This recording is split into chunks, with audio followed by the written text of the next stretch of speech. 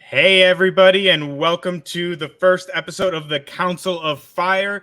This is the House of the Dragon after show brought to you by Agents of Fandom. I am your host, TJ, aka Fat Thor, and joining me are my two wonderful co hosts, Zen and Caesar from the Listen 3000 podcast. Fellas, how you guys doing today?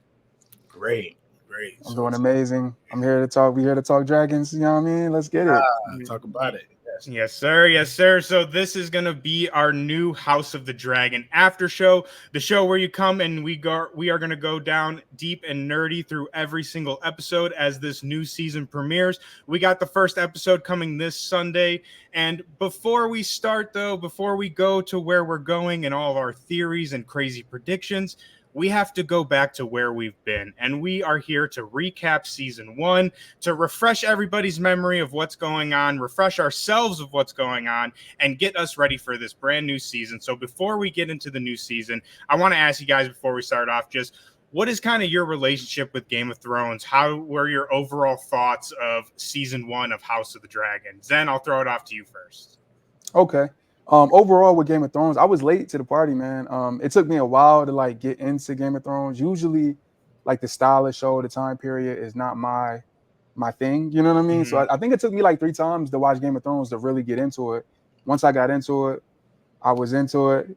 I think I started maybe season 7, but obviously I watched from the jump and then caught up to everybody. And then once House of the Dragon came out, I was already tapped in. I was ready to go, and the season did not disappoint. So I'm so excited for season 2. Oh yeah, Caesar. What about you, my friend? Honestly, mutual. I definitely am into this genre for sure, but just because of the pacing at the time, I wasn't paying enough attention when it first came out, and everybody was onto it. So I was late too. It took me about 3 attempts to get into Game of Thrones, but once I did, I'm here. I'm myself now. But then I got into House of Dragon easy, just like Zen said. And I think we were doing it about when House of Dragon came out? Yeah, we were. Yes, sir. Listen, 3000 while that was coming out. Yes. So yeah, we've been here. We've been here ready to go. Been ready and waiting for Westeros to return. Well, I mean, I'm the same. I'm exactly the same with you guys. I was honestly late to the party myself with Game of Thrones. I didn't start watching till I think it was right before the second to last season started, and I just devoured the entire thing. I'm a big fantasy guy. I love Lord of the Rings. I'm big in fantasy. So I don't know why it took me so long, but I mean, instantly fell in love with it. But I will agree with you guys as well. I've always said personally, while I love Game of Thrones, the first season is kind of rough. I love the show, but it's the first season's kind of rough to really get into, learning all of the houses, who everybody is. It's a little tough to break into, but once you're in, it freaking gets you. And I mean, same thing with you guys. Loved House of the Dragon. I think it's so awesome. Zen, were you going to say something? No, I was gonna say just about Game of Thrones. Once yes, Ned. Yes, once Ned thing happens to Ned, I feel like that's when the show is off to the races. That's really when the show starts to me. I think everything before that is just kind of getting you in the world and setting you up. But once Ned Stark is gone, that's when the show got crazy. So yep, it's all off to the races. R.I.P. our boy Ned. Still not over. There's a lot of things from that show I'm still not over. But that leads us to House of the Dragon, which, like we said, is the new kind of spin-off show of Game of Thrones. And this is going to be taking us through the fall of the Targaryen dynasty. So if for all of you out there who watch Game of Thrones, you'll remember one of the main characters, Daenerys Targaryen. And it was a big thing about how the Targaryens were all wiped out. And they were the kind of height of power in the Seven Kingdoms for a long, long time. Well, now we are seeing how that dynasty finally came to a fall in House of the Dragon. So, like I said, we're going to recap season 1 a little bit, remind everybody what's going on. So we start off this season, again, at the height of Targaryen power, and the Targaryens rule Westeros, and we actually start this season in a time of relative peace in the kingdom. There's been a peace for about 34 years, and we have our king Viserys, and we are introduced to our main characters and kind of the main players of this war. Rhaenyra Targaryen, Viserys' daughter and only child at this point, and Alicent Hightower, who is going to be Rhaenyra's best friend and also the daughter of the Hand of the King. So before we get into the real nitty gritty stuff, so we start off this season, it's kind of split up into two different parts. We get them as young children, kind of setting everything up, where this beef originates, and then we end off with them as adults and the war really kind of getting going.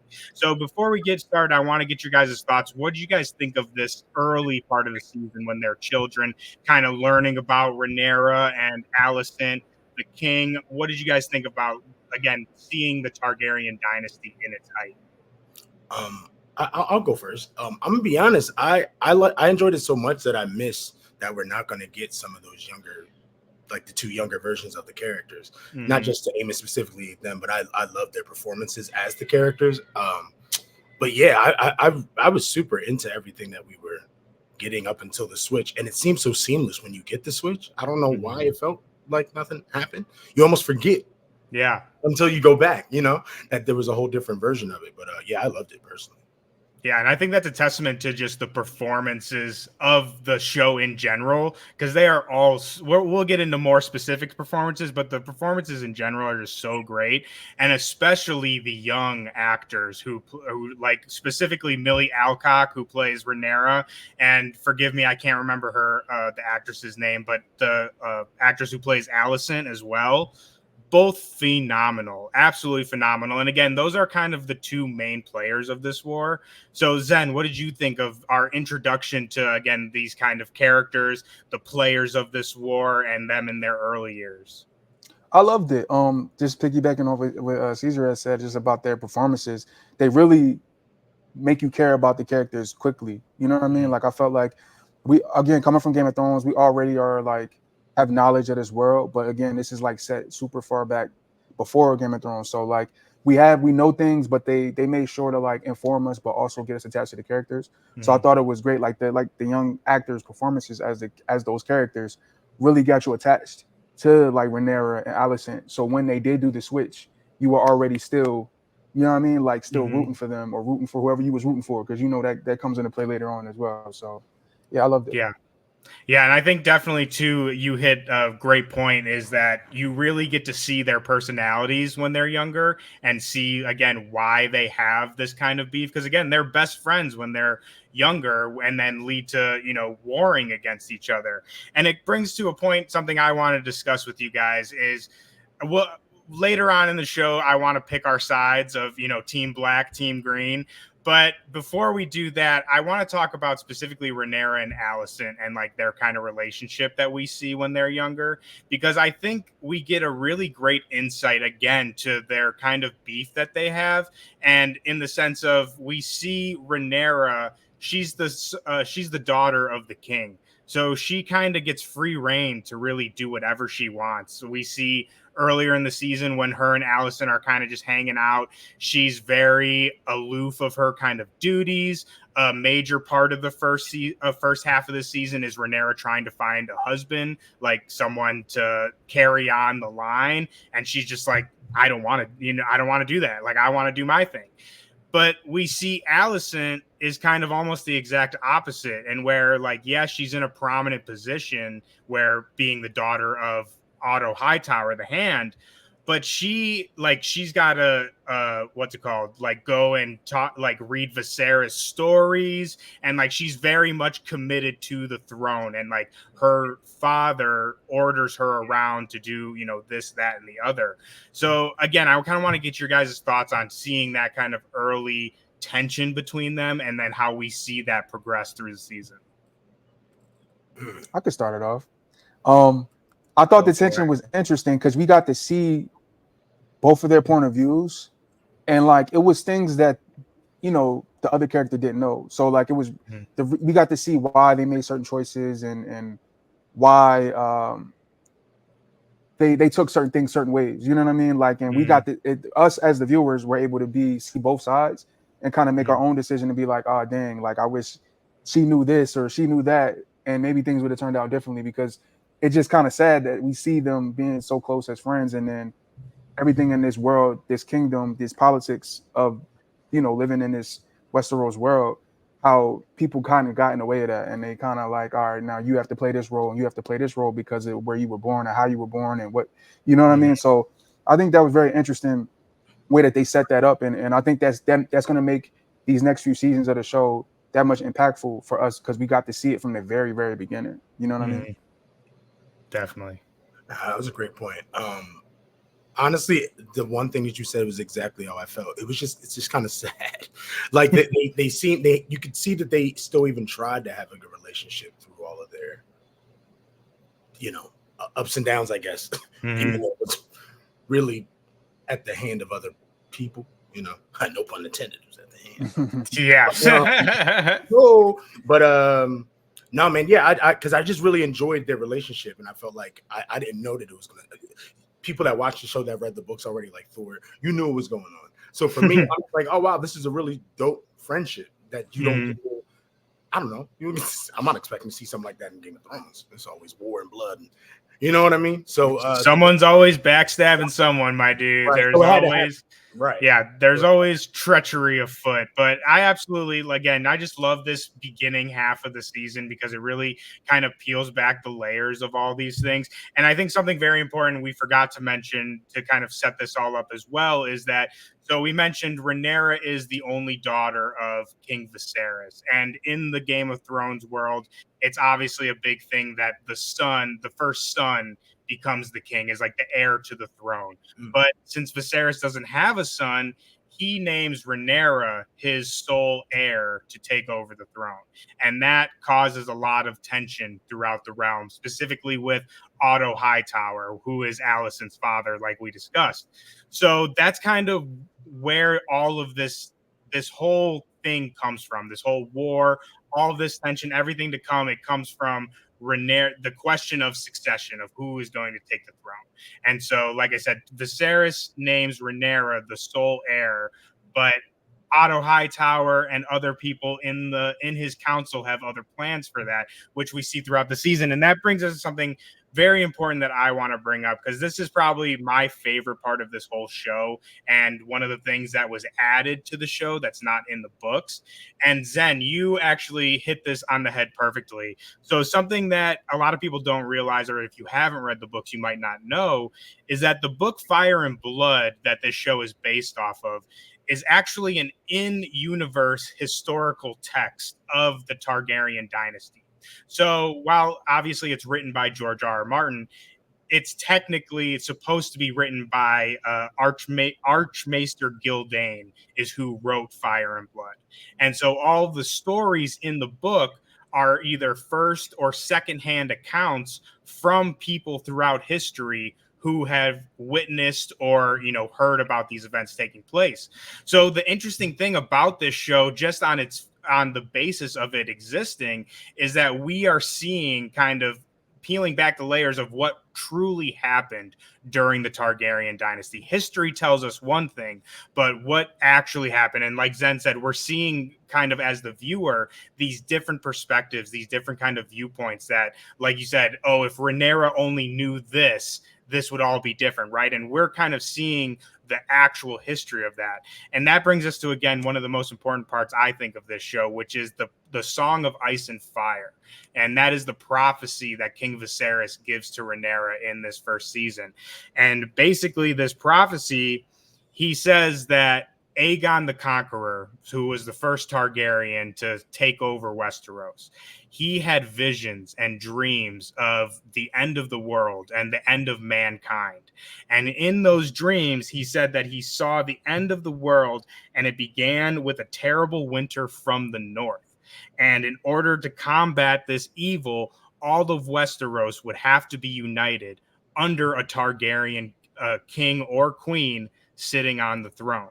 And Aegon was tortured by this prophecy, and now every king after is told, has to uphold this prophecy for the eventual day of this winter, which, if you guys have all watched Game of Thrones, you will remember is basically that is what Game of Thrones is. So first of all, I want to get your guys' thoughts on this prophecy, because again, this is not in the books. This is purely something in the show. Obviously, it relates us directly into Game of Thrones, but I just think that this is so fascinating to me. So Zen, I'll throw it off to you first. What do you think about this Song of Ice and Fire? Why was it added? How do you think it might come into play in this new season? Well, Well, one, we're Nerd Gang here, and I love an Easter egg, and I love something tied back to something that we watched previously. So the fact that they added that in, I think is really dope and a real cool tie-in to what most of the fans already know. Now, how it would connect to what we're seeing now, I'm really curious to see, because I'm not really sure. It would be really dope to see some type of White Walker appearance somehow in the show before the series is over. That would be really dope to see. But I'm not sure. But I think I don't know, man. Yeah, you got me thinking, because I'm like, that would be really fire for them to add that in, and that's like a really crazy tie-in to Game of Thrones. But even if they don't, just the fact that that's like they laid that seed for what we already know is going to happen later, and like how it kind of gets lost in translation, obviously with the events of season 1, with Aegon not necessarily getting that message, and how just things get crazy we know the history, so how things get crazy over time. I think there's just interesting little footnote that they do that in there. Yeah, 100%. And I think you said it perfectly too, where like you said, this prophecy, not only does it link to what's it called, the original Game of Thrones series, but as you said too, with seeing these different perspectives, this is something that we as the audience know that Alicent doesn't. And like, again, this is one of the major crux of this entire argument and the war of who is the true heir to the Iron Throne. This prophecy, Rhaenyra can't tell anybody about that. And like, that's like probably her biggest claim to taking the throne and being claimed as heir, but she can't tell anybody about this prophecy. So I think it causes a very interesting dynamic. And again, giving us information that the other characters in the show don't know. But Caesar, what are your thoughts on the Song of Ice and Fire? Honestly, I was just going to go off of that, because unless if I'm going too far, but on Viserys' deathbed, when he... Oh no, please, we're getting into that next. Let's get right into it. Now that we're talking about that concept, like, that is the only reason the war is happening, low key. Like, yeah, it probably would have still ended up happening because of the tension between both sides, regardless, right? But I mean, it's starting now because of that information being spilled the wrong way. Perspective, like Zem is bringing up, you know what I mean? So for me, it just makes it interesting, because I don't even know if that even matters anymore. At least from the perspective of where we're at in the show right now. Maybe it'll come into play later, and somebody from the Greens is like, hey, actually this I don't know. I personally wouldn't know, but from where we're at right now, what prophecy?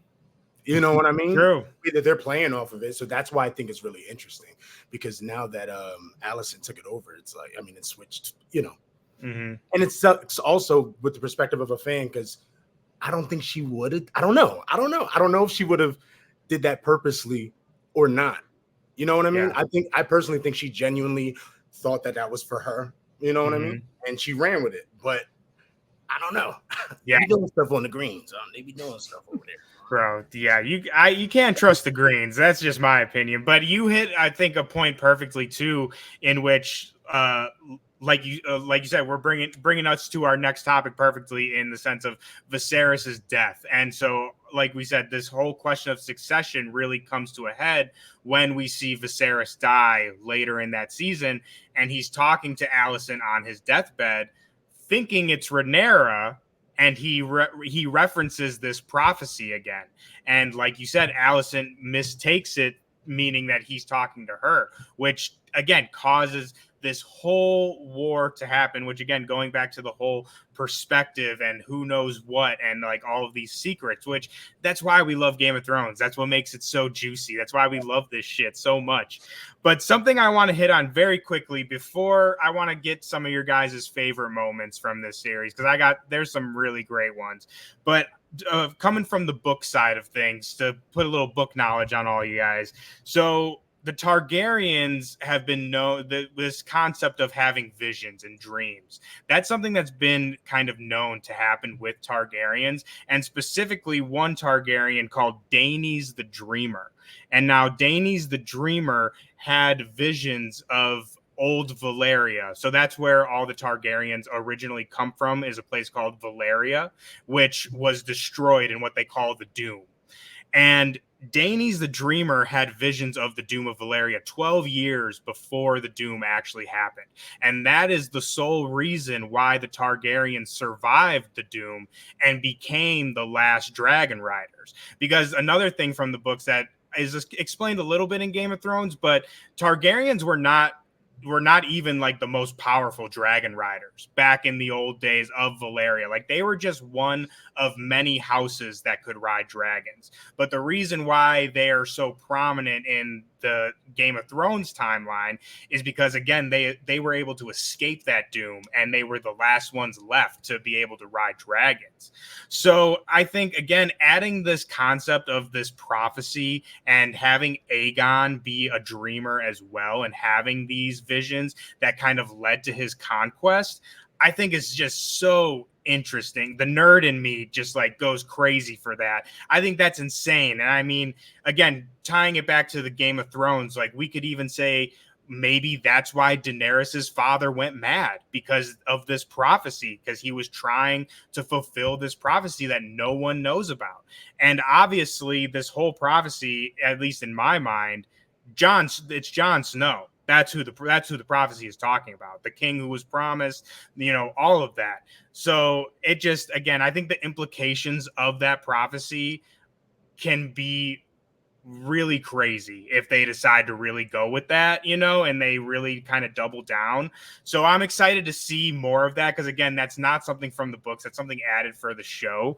But again, that kind of wraps up season 1 pretty well. Again, Viserys dies. The question of succession comes into play. And again, Rhaenyra, Alicent, that's our main players. So before we get into the kind of who are the teams and getting really ready for season 2, I want to ask you guys again, what are some of your favorite moments from this first season? Because there's some really crazy ones. Caesar, I'll throw it off to you first. That split right down the head. I don't know if that was just... It was multiple reasons in that scene. Which episode was that? Do y'all remember? Are you talking about the Vaemond?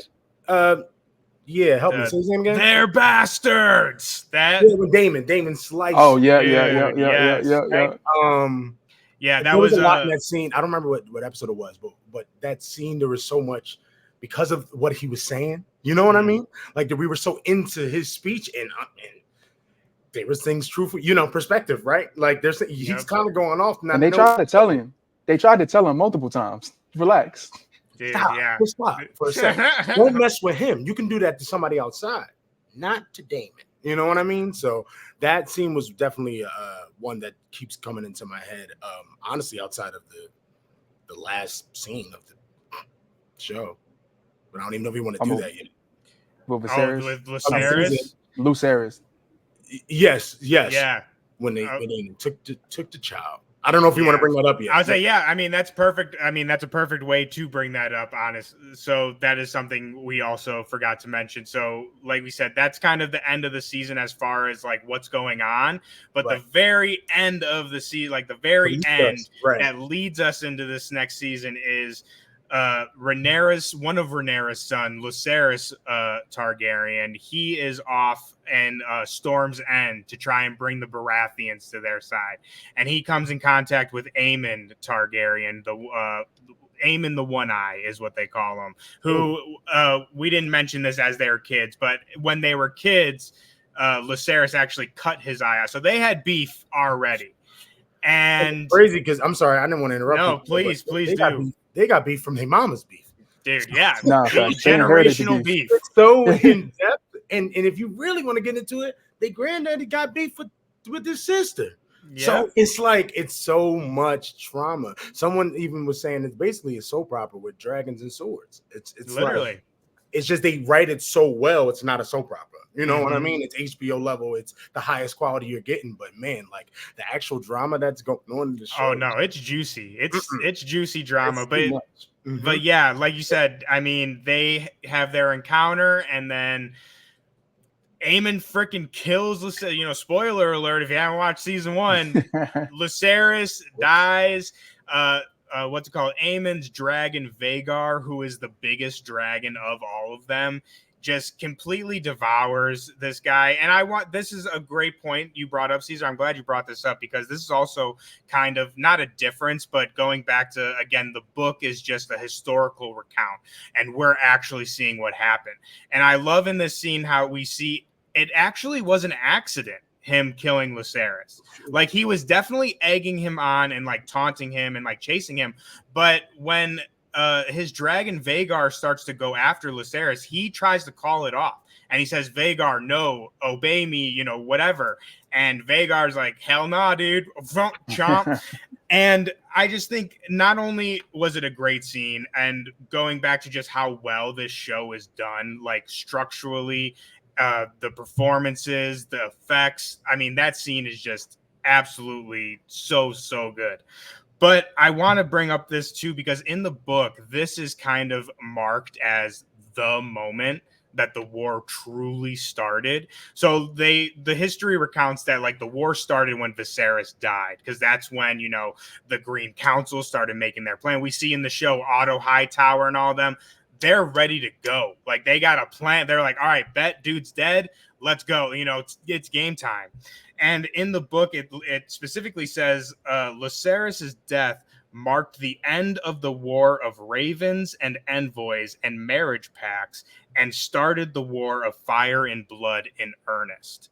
And I think that's really, again, perfect way to open us up into season 2, because that's exactly where we're at right now. And a lot of season 1 was, sending ravens and, scheming behind the scenes.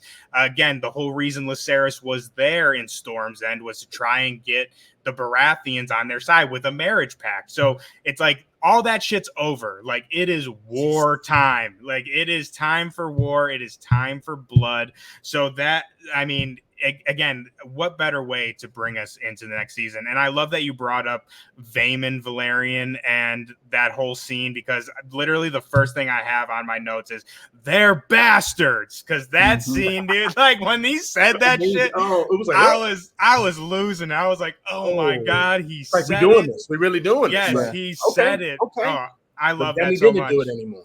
Yeah, and Daemon too, he can keep his tongue after he cut it. Oh, cold ass line.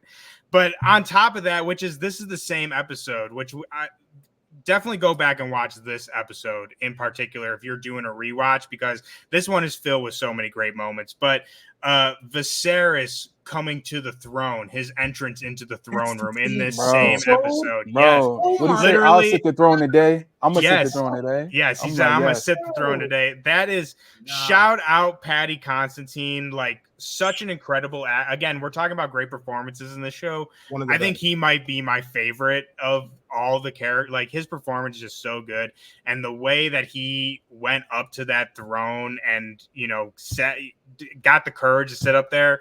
So damn good. I mean, R.I.P. Viserys. I love that character. It's a shame we're not going to see him, because he's such a great actor, and that character is so great. Yeah, he should have got an Emmy for that, man. But I think he was mad about it, right? Did he get? He didn't even get a nom, right? I don't know. Maybe not. He should have if he did. It's because he's not one of the most talked about on the show, because he didn't finish out the season. It's one of those, you know what I mean? Yeah, he smoked that though. Man, right? Even that line when he was like, "I'll take this stand today." I'm like, "Oh my!"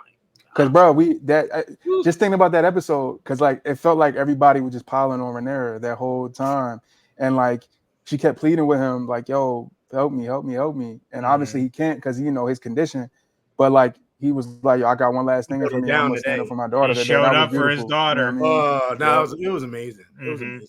Again, and I think that's also a great kind of example of what we're talking about, in the sense of, who is the rightful heir to the throne. And it's Viserys always wanted Rhaenyra to be the heir to the throne, to take over the throne. And he did everything during his life to make that happen. And that scene in particular, like you said, he's literally like he has a half a face, and he still showed up for Rhaenyra to be like, I don't care what any of you guys say. She is the heir. Her kids are Targaryen or Valerian, whatever you want it. They are rightful heirs to the throne or whatever. So I just love that so much. And I mean, that's one of the reasons why I'm Team Black myself.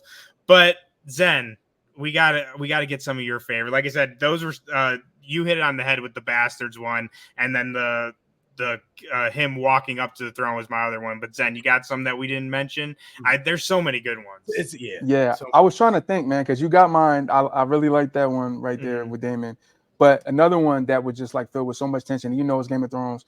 Every time there's a wedding, nothing good happens. Come on, Zen. So, like, you know, Rhaenyra and another one that was in my head. Wedding was crazy. Just that whole tension, because it's so much different sides. Like, you got Alicent coming through with the green dress on. That's like a statement. Like, yo, it's the Greens now. You know what I mean? Then you got what happened with Laenor and Crispin Cole. Like, it was just so many things going on at that wedding. It was like, you know, the weddings in Game of Thrones, you might need to do it in secret, because when you get everybody pull up, it never goes well.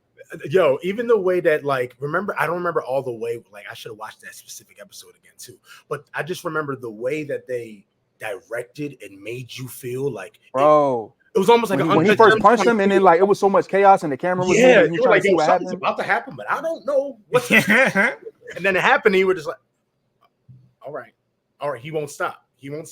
Okay. Yeah, that was a good one. That was a good one. Yeah, I love that one too. And again, it just really heightens the tension of everything. And there's multiple points in this season where you're like, oh, this is it. And it just kind of ups the ante. And I mean, there's just so many. One that I want to throw out there before we go on next topic that I just thought of when we're talking about this. Daemon and Corlys in the Stepstones versus the Crab Feeder. That was so, when Daemon takes to the shore and just like 1v1 everyone. And then Caraxes, his dragon, comes out with the fire.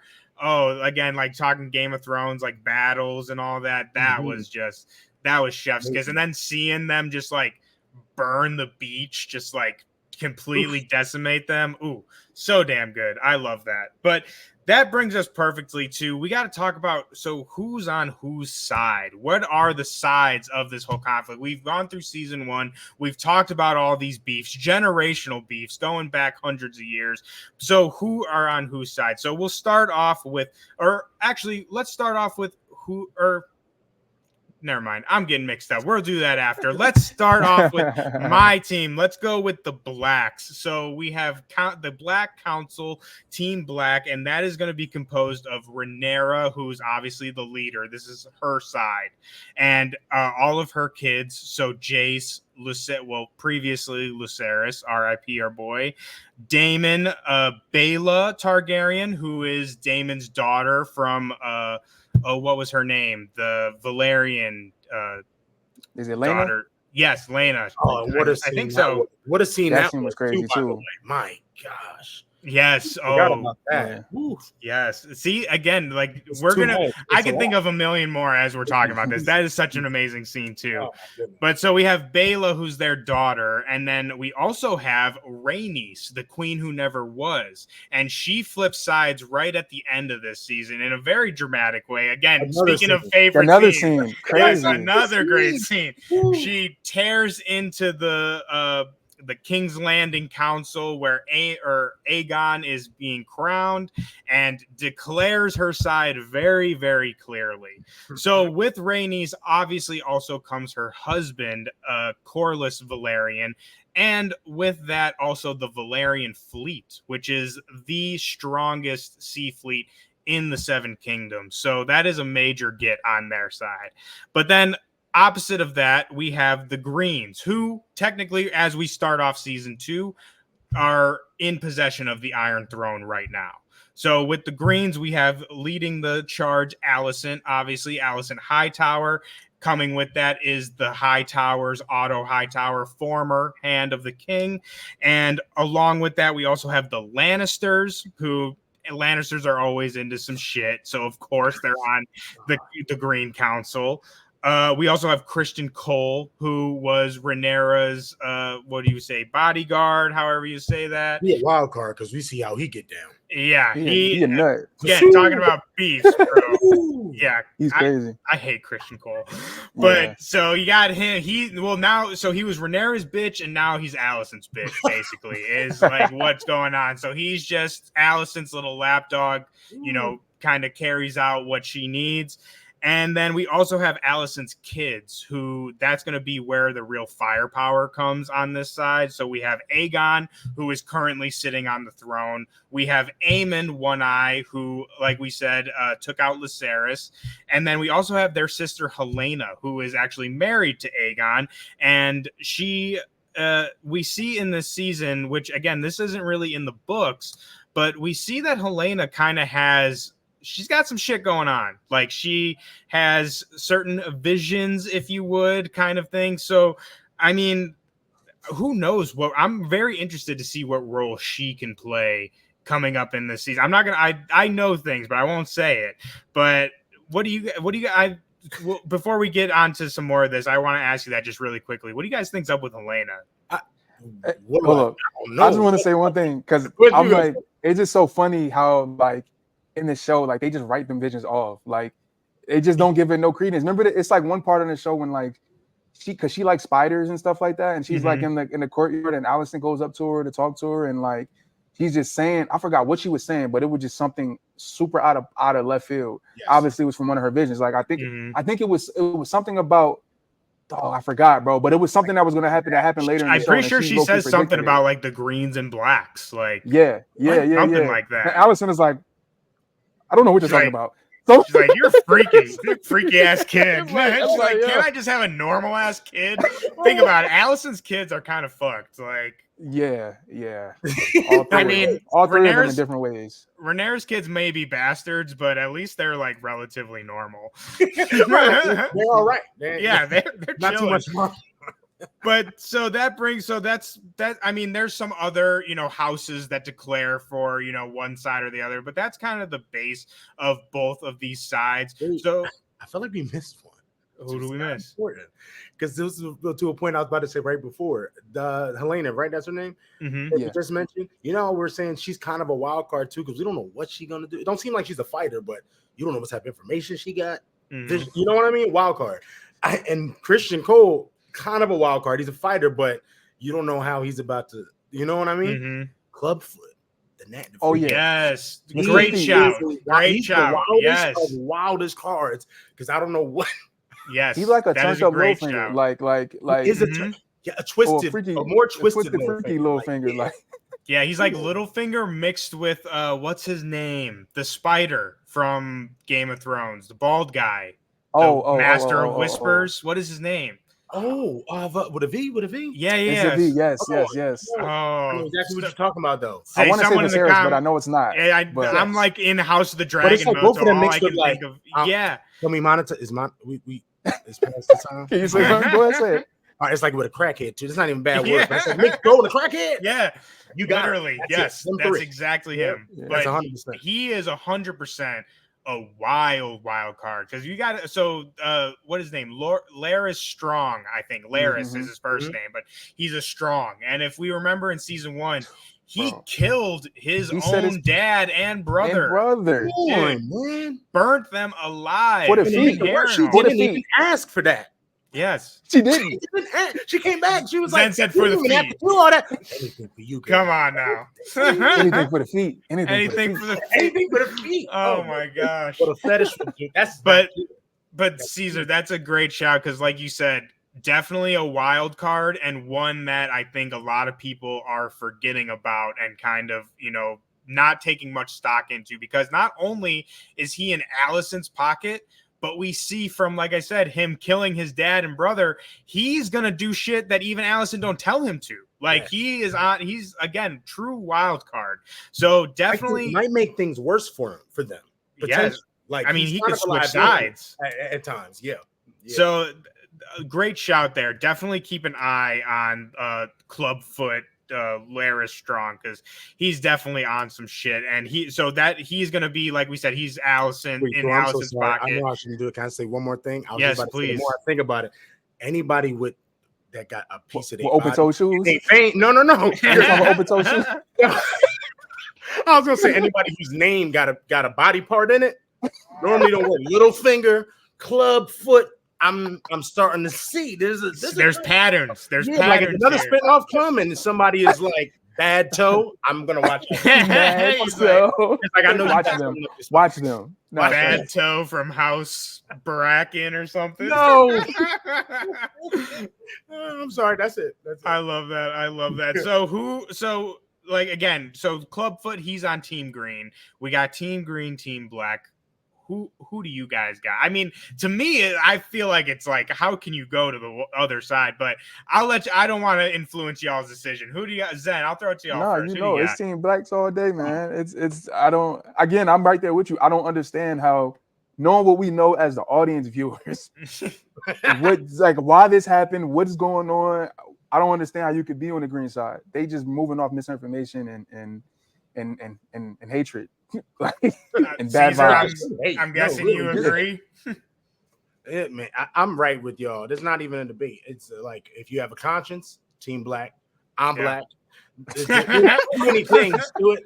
I can't go on the other side. And it's crazy because as a fan of the show, like Alice, I love performances. I love the acting with any show that I watch. But like, man, Allison is acting her life away. I love watching her on the screen. But man, the way that the trauma has twisted her even up a little too much. And then once that Clubfoot situation happened, she, now she like, it's on. We already, hey buddy, I might need you.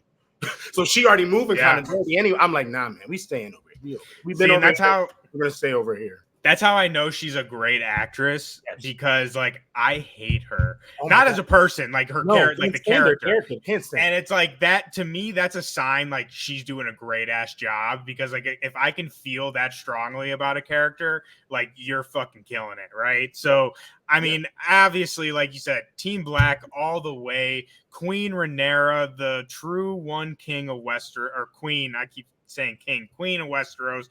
For sure, 100%. I want to get someone on here who is Team Green. Ooh, that's just because I want to just hear the reasoning. Like, not even like to debate. Like, that's cool. Like, y'all can be Team Green, but let me know why. Like, I want to know why.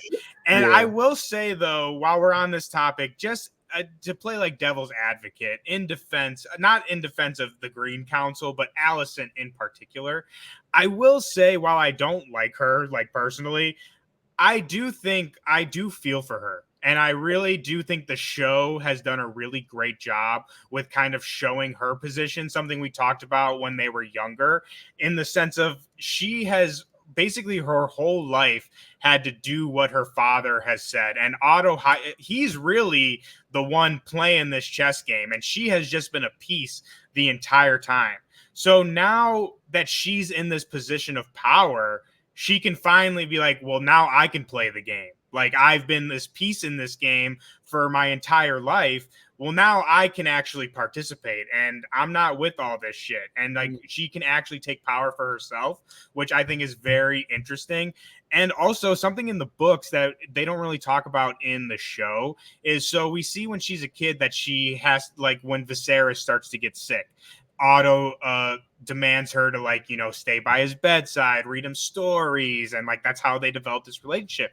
But she even did that for the previous king as well, King Jaehaerys, when he was dying and when he was like, sick, she did similar things to him. And I mean, the book doesn't explicitly say this, but it's Game of Thrones. You guys kind of see where I'm going with this. There's implications that she did a little bit more than just read stories to these kings. I don't want to do this because don't that mean she was younger too, Thor?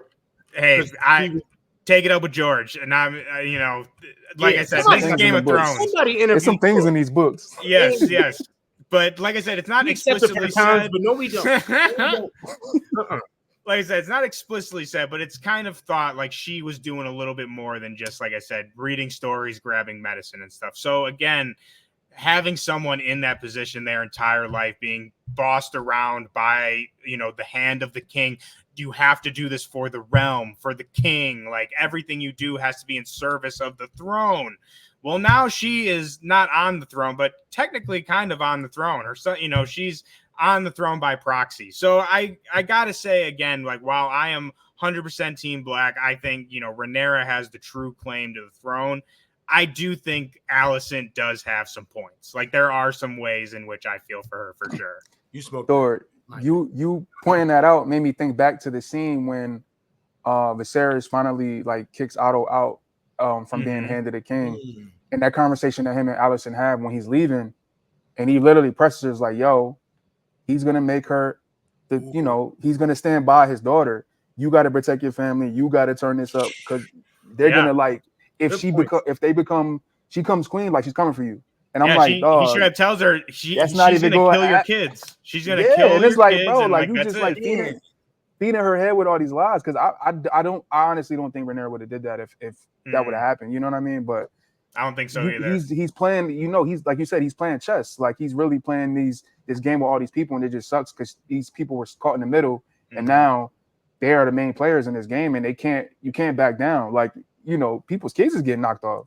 Yeah, you know what I mean. Like literally, it's crazy now, and it's really sad too because again, this is kind of more book stuff. They touch on this a little bit in the season, but King Viserys, like he's literally known to history as Viserys the Peaceful, and like he maintained the longest peace in Westeros of any Targaryen king. It was 34 years of peace, and to know that this king who is known as being this peaceful guy who brought peace to the realm on his death, all of the like everyone involved around him just were like bloodthirsty for that power. It just like makes it even more sad that like this family is warring against each other when all he wanted was for them to just be a family and like to rule together. The episode when he passes, bro, literally the whole first half is him trying to bring everybody together. Yeah. Like it was literally them going to dinner, and it wasn't working. It wasn't working at all. But it was like, it low-key was kind of working at the very end before he goes. Literally at the end of the dinner, you had Alicent say something nice, and then Rhaenyra said something nice. Things was kind of cool. She was like, even Alicent was like, stay here. Like, let's bring it back together. And then everything just went crazy after that. And it was like, dang, bro, almost. Yeah. Like I said, once Viserys died, it's again like going back to Otto Hightower. Like he had been planned, and we see that in this the first meeting of the Green Council, and when Viserys dies, and they all meet in that room. Alicent even says explicitly, "You have all been planning for my son to take the throne behind my back."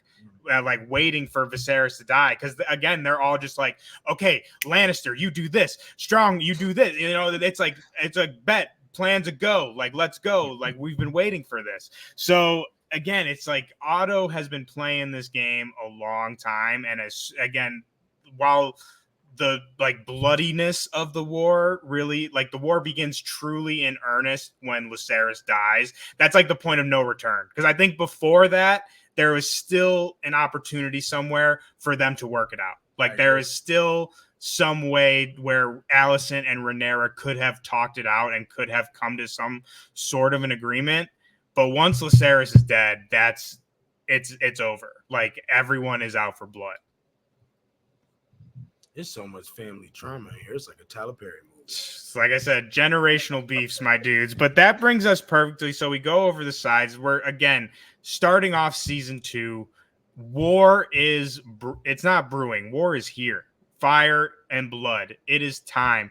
And so I wanted to go over, before we get out of here really quickly, we went over the sides, but I want to go over, obviously a major part of this war is dragons, House of the Dragon. Obviously dragons are going to be playing a major role in this, and this is also going to be probably the one thing that changes the tide for either side, is basically how many dragons you have, is who's going to win. So to start off, let's start off with the Blacks. So we have the Blacks have 5 dragons. I can't count today. So the Blacks have 5 dragons currently, and that is going to be Rhaenyra with Syrax, Jace with Vermax, Daemon with Caraxes, and Bela with Moondancer, and then we have Rhaenys with Melees, her dragon Melees.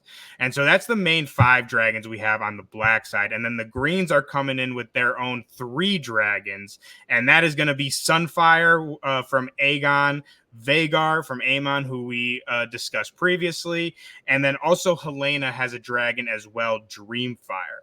And they technically, so again, from the books, in the books, they do have one more dragon called Tessarion, but that is going to be the dragon of Alicent's youngest son, Darren. And I'm not sure if we're going to see Darren in this new season. If we do, he's going to be like a baby, because at least from my memory, we do not see him born in season 1. But in the books, he is on that side. So they could have another dragon pop up somewhere in this season. But as it stands, blacks have 5 dragons, greens have 3 dragons. But to throw a wrench into all of that, there are also some wild dragons out there that are not yet tamed. And on top, so we have 3 untamed dragons, but then we also have another wild card. We have Leonor Valerian's dragon, Silverwing, who is off in the wind. So for those who remember from season 1, Leonor was Rhaenyra's first husband, who they faked his death, and he is off in the free cities of Pentos. But what happens to his dragon? So again, that is going to be something that is new for the show. Is this dragon, do they have the dragon, or is the dragon literally like flying out somewhere? It's just it's gone. It's so again, this kind of goes back to how we're seeing like the true history, right? In the book, Leonor is just dead. Like it's just known to history, like he died and that's it. But obviously in the show, we see that he survived. And in the book, it says that after Leonor died, Silverwing, like they had such a bond that Silverwing just kind of went off. And like they couldn't find the dragon for a long time because he just his rider was gone. So he was gone. But knowing in the show that Leonor survived, I think that makes something very interesting that we could see in this new season because, again, I don't want to spoil too much for people, but Silverwing does come into play in this war, and he does get a new rider who I will not spoil. But again, in the books, it's just, this person just found it and was able to ride it. But now we know Leonor's still alive. So I feel like we're going to get Leonor back in this season, at least even if just to bring the dragon. And we do see a very quick glimpse of Rhaenyra on the beach with Silverwing, Leonor's dragon. So I think that we could be seeing Leonor make another appearance in this. What do you guys think about that? That'd be dope. That'd be a cool little like. Oh, I didn't think I was going to see you again. That'd be cool. Same. Again, I know a little bit of like the book stuff, so it's interesting how they're making changes for sure. Like just already from what we're seeing, and I got a feeling we're going to see even more changes with this new season. So I definitely would love to see that come back into play. Yeah. Also, I had a question. Me searching stuff for this episode today. There was a dragon egg. Is that going to hatch? There was a dragon egg last season? Yeah, so there's a couple eggs. Rhaenyra's youngest has an egg, I want to say. I forget what his name is, but the youngest one behind Lucerys. Okay. And I want to say someone in Alicent's camp, one of those kids, has an egg as well. But that's another thing that kind of is unknown. Like there's not really a set time frame of when a dragon hatches. It's kind of up in the air. So it's like those dragons could hatch, those dragons could never hatch. So eggs are very, very much in the air. But there are some interesting things that I think that we'll see this season in regards to some dragon eggs that is going to be very cool to see. Okay. But going back to the dragons, though, so like I said, we have 3 untamed dragons who are up for grabs in this war. And again, and the addition of a dragon on either side can really change the tides for either side, whether it's the green or the black. So first off, we have Sheep Stealer. And so Sheep Stealer is called that because it is known to eat mutton and sheeps from farmers and is very elusive. No one really knows where it lives. It just kind of shows up and eats sheep. And sometimes farmers get caught up in the middle of that as well. And then we also have Grey Ghost, who is named Grey Ghost for his elusive nature, usually is spotted flying over the rivers and the lakes, but not much else is really known about him, stays away from people, is, again, very reclusive. And then the last wild dragon, and so these are all going to be on Dragonstone as well, which is where Rhaenyra and the Black Council set up shop. That's where like their operations are. And then the last dragon we have is known as the Cannibal, and it's called that because it eats other dragons. And basically this dragon is just bad. He's just a bad motherfucker, and it literally says in the book, like, not necessarily a spoiler, but so Cannibal is one of the only dragons that never gets a rider, and it's because he literally just kills everyone that tries to ride him. And it says explicitly in the book that anyone who tried to ride Cannibal either died and no one claimed him because none were fool enough to try. So I don't know if we'll see him coming in this season. Pop up. That's game over for somebody. I would say if someone can tame that dude, it is over with. But then we also so there's another dragon that I'm forgetting that we saw. So this is an untamed dragon as well, currently untamed, and we have Vermithor. I'm probably saying that wrong, Vermithor, but that was King Jaehaerys's dragon, and that's actually the dragon that we see Daemon kind of sing that lullaby to at the end of season 1. He finds that dragon in like that cave. So that is going to be, like I said, the previous King Jaehaerys's dragon. And again, bad news bears for whoever's on the other side of that dragon. So again, that kind of brings us perfectly into season 2. The war is started. We have, again, blacks, we have 5 dragons, greens, we have 3 dragons, and then we have about 4 dragons up for grabs. So what I got to ask you guys, do you guys have any predictions, crazy theories? What do you think we're going to be seeing? We'll stick it to this first episode, or at least what would you like to see in this first episode? We just recounted season 1, where we last left off, went through our teams. So what do you guys hope to see in this first episode? Caesar, I'll throw it off to you first. Looks like you got something cooking there. Man, nothing good because I'm not going to get it. I just want to see a battle already. Like, I'm so team blacks now, and I'm like, especially after that death, man. Even though it wasn't, like you said, it wasn't Aemon's fault per se, but you could have. Come on. You could have never let this happen. Okay. I will say the first episode, the first title of this episode, I'm pretty sure it's the first episode, is A Son for a Son. So that was my prediction was Daenerys to get some get back after what happened at the end of last season. So bro, you seen the face she made at the end of that episode. You're right. When they told her what happened. Oh man. I feel like she's no hold bars right now. She might be pulling up herself with her dragon. She might. Yeah. Well, I guess that's mine. Yeah, I mean, she is out for revenge for sure. Like I said, that it's called A Son for a Son for a reason. And I mean, that again, I don't want to spoil anything. We're going to be going through this as the episodes come out week by week.